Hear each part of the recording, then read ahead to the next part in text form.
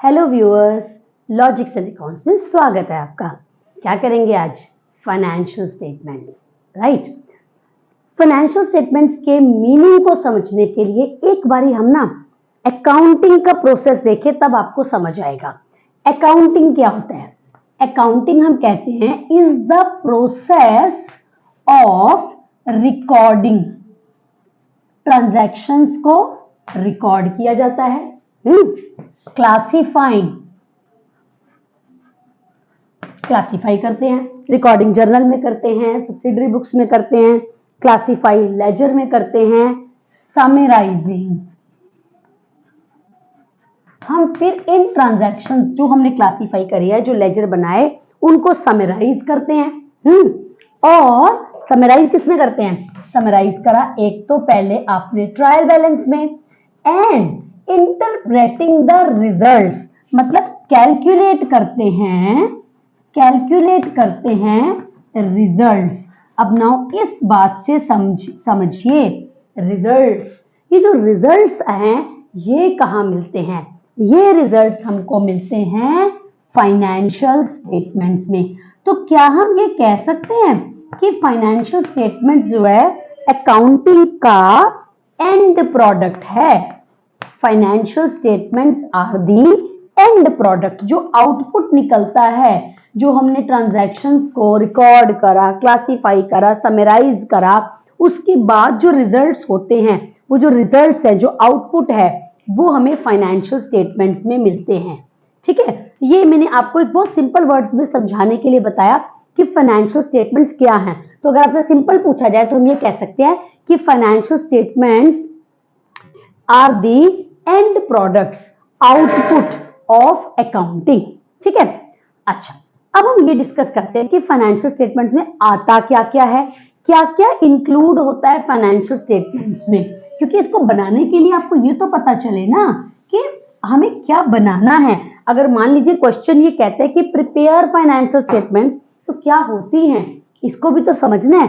तो financial statements में they include, अब देखिए थोड़ा सा ना फाइनेंशियल स्टेटमेंट्स में क्या इंक्लूड होता है, ये थोड़ा सा टाइप ऑफ बिजनेस पे डिपेंड करता है। मान लेते हैं कि अगर वो सोल प्रोप्राइटरशिप बिजनेस है, सोल प्रोप्राइटरशिप बिजनेस कौन सा होता है? जिसमें वन पर्सन ओनर होता है ना।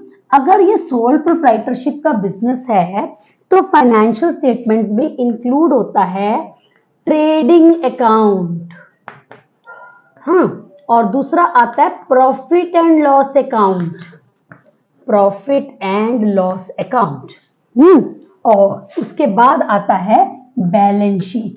कभी कभी कुछ ऑर्गेनाइजेशन ऐसे होते हैं कि वो ट्रेडिंग अकाउंट ना बना के simple profit and loss account भी बना लेते हैं, क्योंकि ये ना टाइप ऑफ बिजनेस पे डिपेंड करता है कि आपका बिजनेस कैसा है, उसके बेसिस पे होता है। बट हाँ, जनरली अगर आपसे कोई पूछे तो आप ये कह सकते हो कि financial statements include trading account, profit and loss account and balance sheet. ठीक है, अच्छा, trading account and profit and loss account का एक कंबाइंड नेम है जो कि है इनकम स्टेटमेंट। यानी trading and profit and loss account को इनकम स्टेटमेंट भी कहते हैं, और बैलेंस शीट को हम जो है पोजीशन स्टेटमेंट भी कहते हैं। यानी हम इसको ये कह सकते हैं पोजीशन स्टेटमेंट। तो यानी हम ये कह सकते हैं कि फाइनेंशियल स्टेटमेंट्स में क्या आता है? फाइनेंशियल स्टेटमेंट्स में आता है income statement and position statement. ठीक है, ये वाली बात क्लियर हो गई। ये तो हमने कहा सोल प्रोप्राइटरशिप बिजनेस में ऐसे होता है। अगर ये पार्टनरशिप बिजनेस है, अगर ये पार्टनरशिप बिजनेस है तो trading and profit and loss account तो वो भी बनाते हैं भाई, trading and profit and loss account वो भी बनाते हैं। इसके बाद वो बीच में ना एक और अकाउंट बनाते हैं जो कि है profit and loss appropriation account, और बैलेंस शीट सभी बनाते हैं, राइट। अच्छा, अगर ये कंपनी फॉर्म है, अगर ये कंपनी का बिजनेस है, तो कंपनी फॉर्म ऑफ बिजनेस में वो trading and profit and loss की जगह है, कॉन्सेप्ट सबकी वही है, trading and profit and loss की जगह वो बनाते हैं statement of profit and loss, statement of profit and loss and balance sheet. ठीक है, तो अब आपको ये समझ में आ गया ना कि फाइनेंशियल स्टेटमेंट्स क्या होती हैं। सिंपल वर्ड्स में हम कह सकते हैं trading and profit and loss account and balance sheet, लेकिन हमने साथ में ये भी कहा कि depending on type of business जो है ये एक आध चीज में वेरिएशन होता है। हालांकि हम ये कह सकते हैं कि income statement and position statement, क्योंकि ये तो सभी बनाते ही बनाते हैं। ठीक है, चलो आप हम क्या सीखेंगे, हम ये सीखेंगे कि trading account, profit and loss account और बैलेंस शीट कैसे बनती है। हम इस बात पे आज की वीडियो में थोड़ा फोकस करते हैं। ठीक है, ऑलराइट। अच्छा, मैं आपको एक बात और बताऊं कि trading account and profit and loss account बनाने के लिए ना हमें एक और बात जाननी पड़ेगी, वो ये है कि हमें एक्सपेंसेस को, क्योंकि यहां पर हमें इसके अंदर ना एक्सपेंसेस लिखने हैं। ठीक है, एक्सपेंसेस को हमें दो पार्ट्स में डिवाइड करना पड़ेगा। डायरेक्ट एक्सपेंसेस, हम इसको कॉस्ट वर्ड भी कह सकते हैं, डायरेक्ट कॉस्ट या direct expenses and indirect expenses. इनको अच्छे से जरूर समझिए, तभी आपको trading and profit and loss account में क्या क्या लिखना है पता चलेगा। Direct expenses and indirect expenses, या कह ले direct cost and indirect cost. ठीक है, देखिए डायरेक्ट कॉस्ट वो कॉस्ट होती है जिसका प्रोडक्शन से डायरेक्ट लिंक होता है। डायरेक्ट लिंक विद प्रोडक्शन, इसका क्या मतलब है डायरेक्ट लिंक विद प्रोडक्शन? इसका मतलब ये है कि अगर प्रोडक्शन बढ़ती है तो ये एक्सपेंसेस भी बढ़ेंगे और लगभग उसी रेशो में बढ़ेंगे जिस रेशो में प्रोडक्शन बढ़ी है। या हम इसको सिंपल वर्ड्स में कहते हैं कि अगर प्रोडक्शन बढ़ती है तो ये भी एक्सपेंसेस बढ़ते हैं, अगर प्रोडक्शन कम होती है तो ये एक्सपेंसेस भी कम होते हैं। जबकि इनडायरेक्ट जो होते हैं इनका हम ये नहीं कह रहे लिंक नहीं होता, लेकिन हम कह रहे डायरेक्ट लिंक नहीं होता। डायरेक्ट लिंक का मतलब है ये नहीं है कि जितनी प्रोडक्शन बढ़ी तो उतने ही एक्सपेंसेस बढ़ेंगे। बढ़ भी सकते हैं, थोड़े भी बढ़ सकते हैं, ज्यादा भी बढ़ सकते हैं, सेम रेशो में नहीं बढ़ेंगे, हम ये कहना चाहते हैं। तो इनका डायरेक्ट लिंक होता है, इनका डायरेक्ट लिंक नहीं होता। इनडायरेक्ट तो इनका भी होता है, तभी तो इनडायरेक्ट नाम है। ये थोड़ा कि लिंक नहीं है, लेकिन डायरेक्टली लिंक है, यहाँ पर डायरेक्ट लिंक है। हम ना कुछ एक्सपेंसेस को समझते हैं डायरेक्ट और इनडायरेक्ट में, को क्लासिफाई करते हैं, फिर हम आगे बढ़ते हैं। ठीक है, आइए डायरेक्ट और इनडायरेक्ट एक्सपेंसेस के कुछ एग्जांपल्स लेते हैं to understand the concept of direct indirect expenses. ठीक है, चलो ये हमने लाइन ड्रॉ करी, यहां हम कुछ एक्सपेंसेस ले लेते हैं डायरेक्ट और यहां कुछ लेते हैं इनडायरेक्ट। हमें ये जानना क्यों जरूरी है, क्योंकि व्यूअर्स जब हम ट्रेडिंग अकाउंट बनाएंगे ना तो वहां हमें डायरेक्ट एक्सपेंसेस लिखने हैं, और जब हम प्रॉफिट एंड लॉस अकाउंट बनाएंगे वहां इनडायरेक्ट लिखने हैं, इसीलिए इनको जानना जरूरी है। ठीक है, चलिए मैंने कहा डायरेक्ट एक्सपेंसेस वो है जिनका डायरेक्ट लिंक है प्रोडक्शन के साथ, यानी अगर प्रोडक्शन बढ़ती है तो ये एक्सपेंसेस भी उतने ही बढ़ेंगे। इसका एग्जांपल्स लेते हैं भाई। इसका सबसे बड़ा एग्जांपल तो आप ये ले लो, रॉ मटेरियल। रॉ मटेरियल का खर्चा जो है भाई, जितना आपने प्रोडक्शन करनी है, मान लो आपने 10 पीस बनाने हैं तो 10 पीस के हिसाब से आपका रॉ मटेरियल यूज होगा। अगर 25 पीस बनाने हैं तो 25 पीस के हिसाब से यूज होगा। तो जो हमारी डायरेक्ट जो रॉ मटेरियल पे खर्चा होता है उसको डायरेक्ट कॉस्ट का हिस्सा माना जाता है। ठीक है ना, और ऑब्वियस भी है, समझ रहे हो ना, डायरेक्ट खर्चे बढ़ाएंगे, मतलब प्रोडक्शन बढ़ानी है तो रॉ मटेरियल तो ज्यादा मंगाना ही पड़ेगा, अगर कम प्रोडक्शन हुई तो रॉ मटेरियल कम लगेगा। एक चलो और देखते हैं। इसके अलावा अगला चलते हैं वेजिस। वेजिस का क्या मतलब होता है? वेजिस को सिंपल वर्ड्स में आप कह लीजिए, अकाउंट्स में हम जो वेजिस टर्म लेते हैं ना उसका मतलब होता है प्रोडक्शन करने के लिए आप अपने जो वर्कर्स हैं उनको पैसे जो दे रहे हो। यानी कि जैसे सपोज कर लो, आपने कहा कि भाई सपोज कर लीजिए आपका कोई टेलरिंग उसका काम है, टेलर है, बुटीक है, तो वहां पर हमने उसको कह रखा है भी एक शर्ट सिलोगे तो आपको सपोज करते हैं 100 रुपीज मिलेंगे, तो 2 सिलेगा तो 200 दोगे, 3 सिलेगा तो 300 दोगे एंड सो ऑन। तो इन वेजिस का डायरेक्ट लिंक हो गया ना ये, यानी जितने पीसेस वो बनाता जाएगा, क्योंकि वेजिस का मतलब ही होता है wages paid for the production of goods, जो गुड्स वो बना रहा है, जो बनाता है लेबर, उसके हिसाब से जो उसको देते हैं उसे वेजेस कहते हैं। जबकि व्यूअर्स सैलरीज जो होता है ना ये इनडायरेक्ट है, क्योंकि सैलरी जो होती है वो नॉर्मली फिक्स होती है। नॉर्मली सैलरी फिक्स होती है। मान लो आप किसी वर्कर को कहते हो तुम्हें 25,000 रुपए की सैलरी मिलेगी, तो 25,000 रुपए की सैलरी मतलब ये तो आपने फिक्स कर दी ना, आप इसको प्रोडक्शन के हिसाब से नहीं दे रहे हो। तो ज्यादातर ऑर्गेनाइजेशन में क्या होता है कि जब आप जो प्रोडक्शन का काम कर रहे होते हैं ना लोग, वर्कर्स, उनको वेजेस दिए जाते हैं, और जो सेल्स का काम कर रहे हैं, ऑफिस में काम कर रहे हैं हमारे एम्प्लॉइज, हाँ, जो क्लर्क हैं, रिसेप्शनिस्ट हैं, इनको सैलरी दी जाती है, क्योंकि इनको प्रोडक्शन के हिसाब से थोड़ा दोगे। आप थोड़ा सा विजुअलाइज करके कोशिश करो, विजुअलाइज करने की कोशिश करो कि आपका वो है, आपका जो काम है वो ये है, फैक्ट्री है आपकी किसी चीज की बनाने की, तो उस पर आपने उसको सोच रहे हो, तो जो प्रोडक्शन के हिसाब से दोगे वो वेजेस दोगे, और जो फिक्स सैलरी होती है सेल्समैन को दी आपने, रिसेप्शनिस्ट को, क्लर्क को, टेलीफोन ऑपरेटर को, इस तरीके से जो भी पियोन है इनको सैलरी दोगे। तो सैलरी को इनडायरेक्ट एक्सपेंस कहते हैं, जबकि वेजेस को डायरेक्ट एक्सपेंसेस कहते हैं। ठीक है, एकदम क्लियर है? इसको अच्छे से समझना है इस डिफरेंस को, तभी trading and profit and loss account को समझ पाओगे। चलो आगे बढ़ते हैं। इसके अलावा नेक्स्ट हम और एग्जाम्पल देखते हैं, और आते हैं हमारे कैरिज इन वर्ड्स। कैरिज कह लो, फ्रेट कह लो, कार्टेज कह लो। इसमें इंपॉर्टेंट वर्ड जो आपने देखना है वो है इनवर्ड्स। इनवर्ड्स का मतलब है रॉ मटेरियल को फैक्ट्री में लाने का ट्रांसपोर्ट का खर्चा। बात समझे? इन तीनों का मतलब ट्रांसपोर्ट से रिलेटेड है। कैरिज, फ्रेट, कार्टेज, ये तीनों ट्रांसपोर्ट के खर्चे हैं। कौन सा ट्रांसपोर्ट का खर्चा? हमने कहा इनवर्ड्स का मतलब है फैक्ट्री में लाने का खर्चा।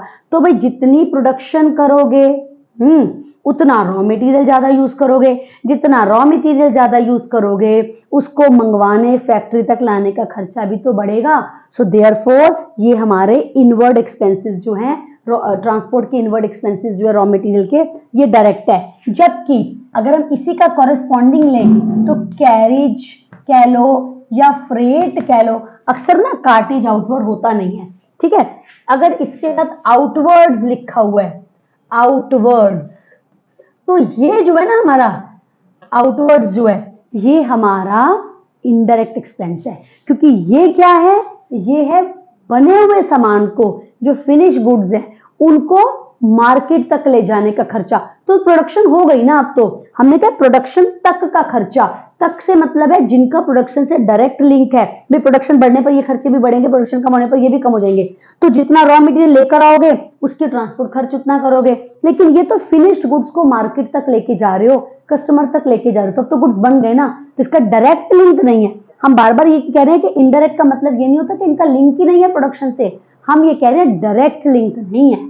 ठीक है, चलो और एक्सपेंस और देखें, direct expense examples.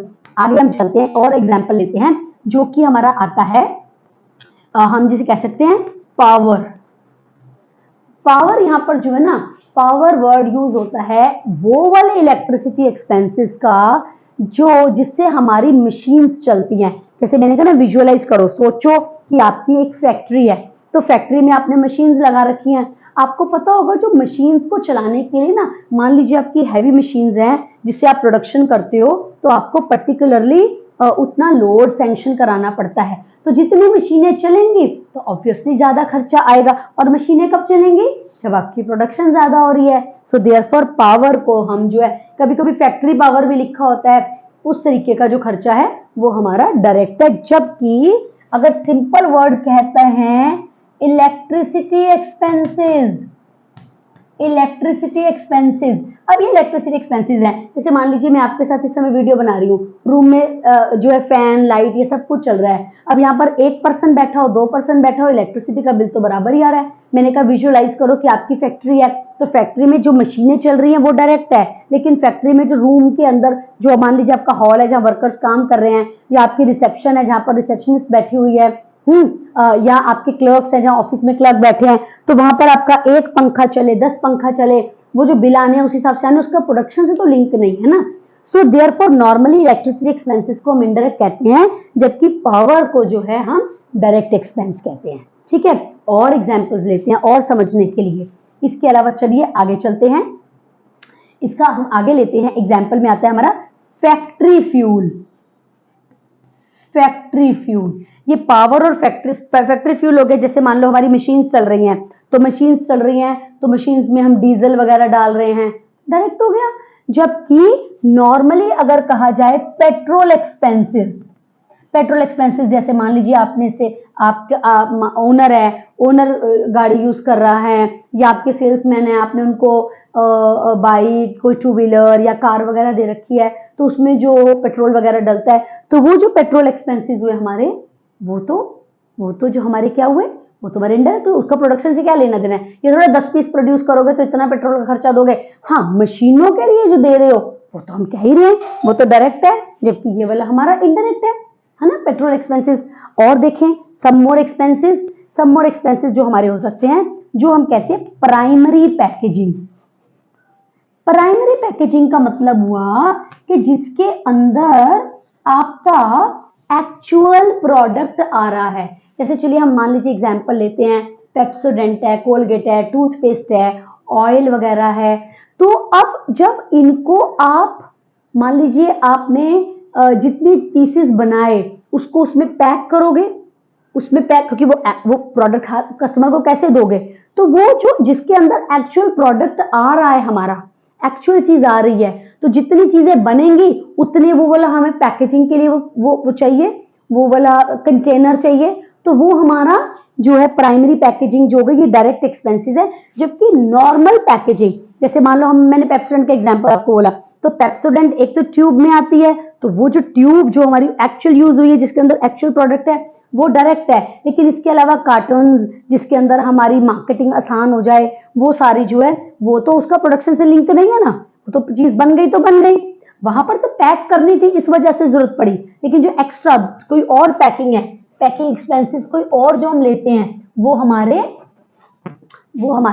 Indirect expenses हैं। ठीक है, राइट, समझ गए आप। अच्छा, और क्या हो सकते हैं इसके अलावा व्यूअर, कभी भी ये लिखा हो एक्सपेंसेस, किसके एक्सपेंसेस, प्रोडक्शन वर्ड लिखा हो, expenses on production, expenses of production आए, या वर्ड आ जाए फैक्ट्री, या वर्ड आ जाए मैन्युफैक्चरिंग। तो अगर मैन्युफैक्चरिंग से रिलेटेड, प्रोडक्शन से रिलेटेड, फैक्ट्री से रिलेटेड वर्ड लिखा हो, तो वो भी हमारे डायरेक्ट एक्सपेंसेस हैं। और इसके अलावा हम और भी कुछ ऐड कर सकते हैं, जैसे कि इंपोर्ट ड्यूटी। मान लीजिए आपने रॉ मटेरियल इंपोर्ट कराया, तो उस समय आपने इंपोर्ट ड्यूटी पे करी, हाँ, वो भी हमारा डायरेक्ट है। तो डायरेक्ट एक्सपेंसेस तो ज्यादातर ये वाले होते हैं, raw material, wages, carriage inward वगैरह, इनवर्ड एक्सपेंसेस हो गए हमारे ट्रांसपोर्ट के, import duty, power, factory fuel, primary packaging, production, factory, manufacturing, इन सब से रिलेटेड हमारे एक्सपेंसेस डायरेक्ट हैं। इसके अलावा छोड़कर बाकी सारे जो खर्चे हैं वो सारे के सारे इनडायरेक्ट हैं। जैसे मान लीजिए और बड़े सारे हो सकते हैं, इनडायरेक्ट एक्सपेंसेस बहुत सारे हैं। रिफ्रेशमेंट एक्सपेंसेस हो गया, सैलरीज में जैसे मैंने बताया, रिफ्रेशमेंट, बोनस, वर्कर कस्टमर्स के लिए आपने कुछ खर्चे करे, डिस्काउंट अलाउड, डेप्रिसिएशन, ये सारे खर्चे, audit fees, legal charges, bank charges, बहुत सारे हैं। आपको डायरेक्ट पता होने चाहिए, इसके अलावा तो सारे हमारे एक्सपेंसेस जो होते हैं वो इनडायरेक्ट होते हैं। ठीक है, रेलेवेंस क्या है भाई इसका, रेलेवेंस इसका ये है कि जो डायरेक्ट एक्सपेंसेस होते हैं वो हमारे ट्रेडिंग अकाउंट में आते हैं, जबकि इनडायरेक्ट एक्सपेंसेस जो होते हैं वो हमारे प्रॉफिट एंड लॉस में आते हैं। कैसे बनाना है ट्रेडिंग अकाउंट, कैसे बनाना है प्रॉफिट एंड लॉस अकाउंट, हम अपने नेक्स्ट वीडियो में आपको ये वाली बात बताएंगे। ठीक है, मेरा ख्याल है कि आपको डायरेक्ट आज के वीडियो में दो चीजें हमने डिस्कस करी हैं। एक तो फाइनेंशियल स्टेटमेंट्स क्या है, उसमें क्या क्या आता है, हमने कहा डायरेक्ट एक्सपेंसेस हमारे सब ट्रेडिंग अकाउंट में आते हैं, और इन सारे इनडायरेक्ट एक्सपेंसेस हमारे P&L अकाउंट में आते हैं। ट्रेडिंग अकाउंट और P&L अकाउंट कैसे बनाना है ये हम अपने आपको नेक्स्ट वीडियो में बताएंगे। ठीक है, इसी को अच्छे से एक बार देख लीजिए, नेक्स्ट वीडियो में कॉन्सेप्ट बताएंगे। और हमारे चैनल को लाइक करना है, सब्सक्राइब करना है, कमेंट्स करने हैं। ठीक है, और नेक्स्ट वीडियो में और वेट करके वेट करना है, उसमें हम और कॉन्सेप्ट्स को बताएंगे। ठीक, till then goodbye all of you.